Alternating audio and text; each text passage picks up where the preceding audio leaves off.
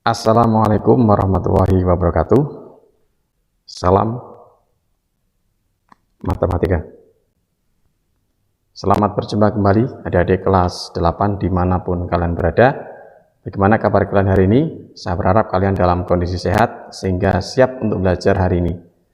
Pada video sebelumnya kita sudah mempelajari pengertian barisan bilangan beserta sifat-sifatnya. Tentunya kalian masih ingat ya materi tersebut. Oke, sebelum kalian menyaksikan video ini lebih lanjut, bagi yang belum subscribe, silakan klik tombol subscribe. Bagi yang sudah, saya ucapkan terima kasih, dan jangan lupa juga untuk klik tombol like, agar saya bisa terus berkarya membuat materi pembelajaran yang menarik.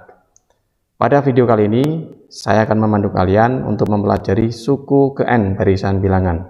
Video ini merupakan bagian kedua dari video pola bilangan dan konfigurasi objek. Sama saya, Kukuh Santoso.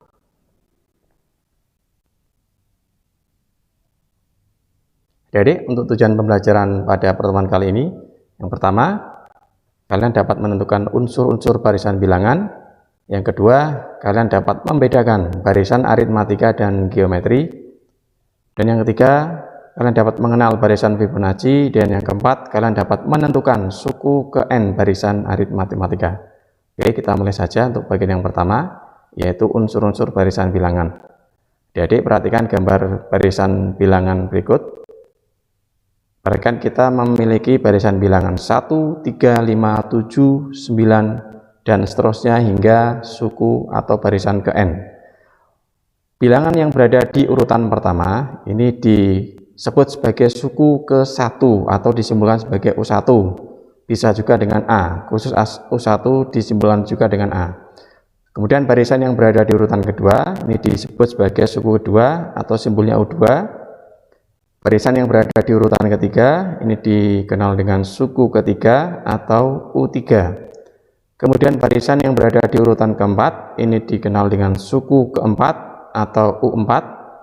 Kemudian barisan yang berada di urutan kelima ini disebut sebagai suku kelima atau U5.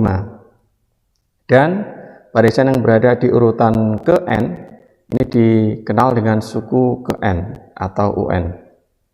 Selanjutnya kita cermati pola barisan bilang yang terbentuk dari satu suku ke suku yang lain, dari 1 ke 3, 3 ke 5, 5 ke 7, 7 ke 9, dan seterusnya. Ini ternyata terdapat pola yang sama, yaitu 1 ke 3 ini ditambah 2, 3 ke 5 ditambah 2, 5 ke 7 ditambah 2, 7 ke 9 ditambah 2. Angka yang sama ini yaitu 2 disebut sebagai beda atau simbolnya sebagai B.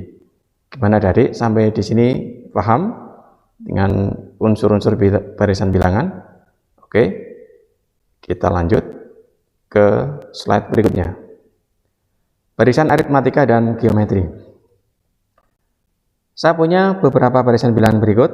Yang pertama 2, 4, 6, 8, 10.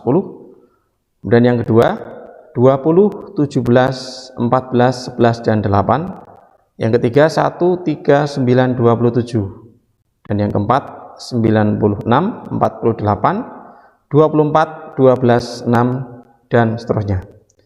Kita cermati pola yang terbentuk dari setiap barisan bilangan. Untuk pola yang pertama 2 ke 4, 4 ke 6, 6 ke 8, 8, 10. Ternyata polanya ditambah 2. Dengan demikian beda dari barisan ini adalah 2 diperoleh dari 4 dikurang 2, atau 6 kurang 4, atau 8 dikurangi 6, atau 10 dikurangi 8. Polanya sama ya, 2. Kemudian yang kedua 20 ke 17, 17 ke 14, 14 ke 11, 11 ke 8. Ternyata polanya adalah dikurang 3. Dengan demikian beda dari barisan nomor 2 ini adalah 3 diperoleh dari 17 dikurang, bukan 3, negatif 3 ya, diperoleh dari 17 dikurang 20, atau 14 dikurang 17, atau 11 kurang 14, atau 8 dikurang 11. Jadi untuk memperoleh beda suatu barisan diperoleh dengan cara mengurangi 2 suku yang berurutan. Suku yang sebelah kanan dikurang suku sebelah kiri atau suku sebelumnya. Jelas ya? Kita lanjut ke barisan yang ketiga. 1 ke 3, 3 ke 9, 9 ke 27. Ternyata polanya adalah dikali 3. Khusus bilangan yang polanya dikali, ini disebut bukan beda, tetapi rasio atau simbolnya dengan R kecil ya. Nah, rasio ini sama dengan 3, diperoleh dari 3 dibagi 1 atau 9 bagi 3 atau 27 dibagi 9. Kemudian yang keempat, 96 ke 48, 48 ke 24, 24 ke 12, 12 ke 6. Ini ternyata polanya dibagi 2. Dengan demikian rasionya adalah setengah ya. Dari mana mendapatkan setengah? Oke, kita ambil dua suku berurutan, 48 dibagi 96 atau 24 dibagi 48 atau 12 dibagi 24 atau 6 dibagi 12. Ketemunya sama, 1/2 atau setengah. Jadi untuk menghitung rasio suatu barisan diperoleh dengan cara membagi dua suku yang berurutan. Suku sebelah kanan dibagi suku sebelah kiri atau sebelumnya. Paham ya adik-adik? Kita dapat dua pola di sini. Untuk satu barisan satu dan kedua, polanya ditambah dan dikurang. Nah, untuk barisan bilangan yang polanya ditambah atau dikurang, ini dikenal dengan istilah barisan aritmatika. Oke, polanya ditambah atau dikurang. Kemudian nomor 3 dan 4, ini polanya adalah dikali dan dibagi. Khusus bilangan yang polanya dikali atau dibagi, ini disebut sebagai barisan geometri. Yang pertama aritmatika, yang kedua geometri. Dengan demikian, bisa kita buat catatan kecil. Barisan aritmatika adalah barisan yang memiliki beda tetap. Polanya ditambah atau dikurang ya. Kalau pengurangan berarti bedanya negatif. Kalau penambahan bedanya berarti positif. Yang kedua, barisan geometri adalah barisan yang memiliki rasio tetap. Ingat, rasio bukan beda ya. Kalau polanya dikali berarti rasionya utuh ya, bulat. Kemudian kalau polanya dibagi berarti rasionya bentuknya pecahan. Oke, sampai sini bisa dimengerti adik-adik? Oke, kita next ke slide berikutnya. Barisan Fibonacci.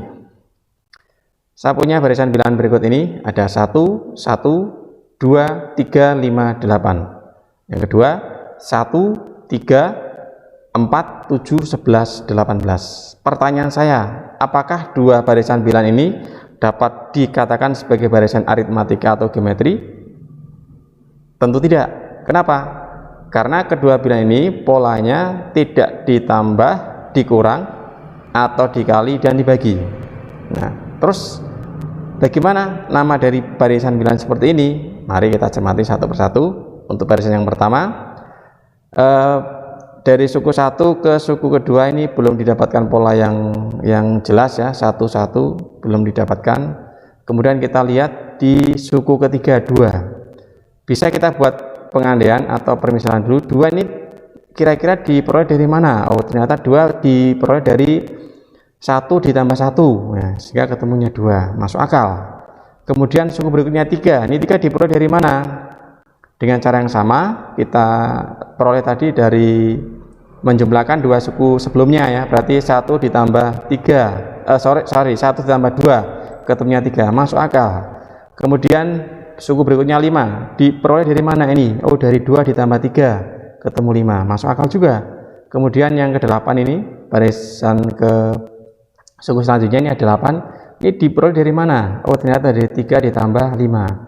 Oh, berarti masuk akal ini. Ternyata mulai suku ketiga ya, suku ketiga ini didapatkan dari penjumlahan dua suku sebelumnya.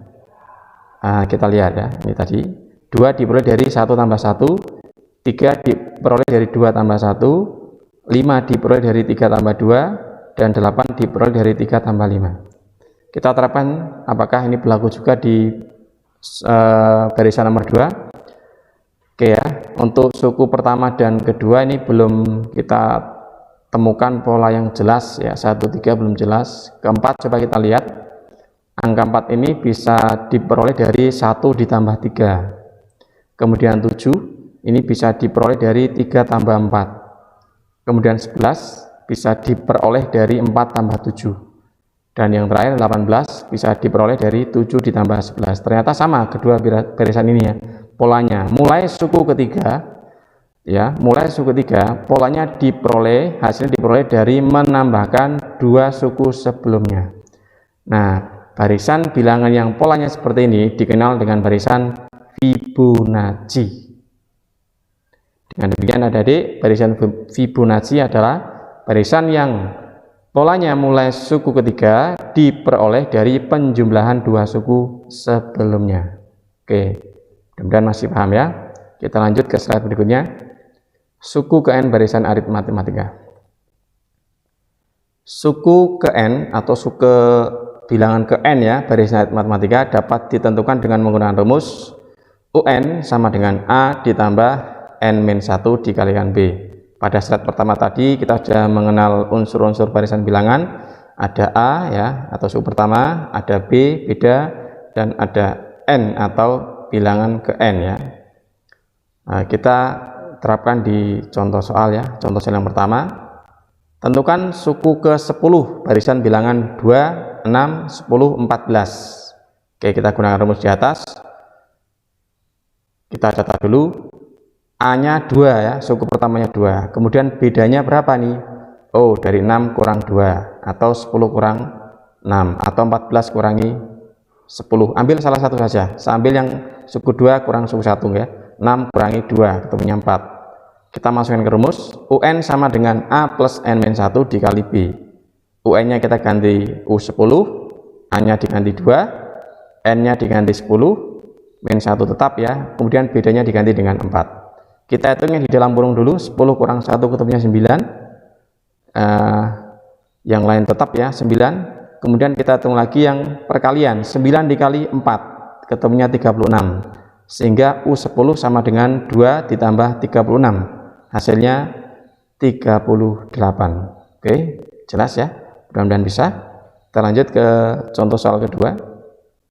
Diketahui barisan bilangan 88, 85, 82, 79 dan seterusnya. Berapa nilai dari U8 atau suku ke-8? Dengan cara yang sama seperti contoh pertama tadi, kita data dulu. Suku pertamanya atau A-nya 88, bedanya 85 kurang 88. Hati-hati ya, jangan sampai terbalik. Bukan 88 kurang 85, tetapi yang kanan kurang kiri. 88 kurangi 85 kurangi 88, ketemunya negatif 3. Kita masukkan ke rumus. U8 atau UN sama dengan A tambah N-1 kali B.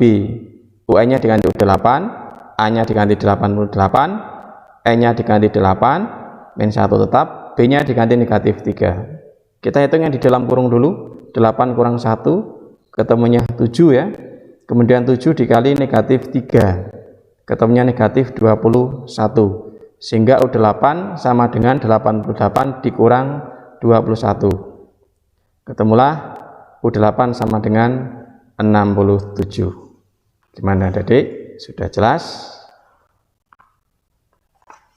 Demikian adik-adik materi pembelajaran hari ini. Mudah-mudahan kalian dapat memahami apa yang sudah kita pelajari di video ini.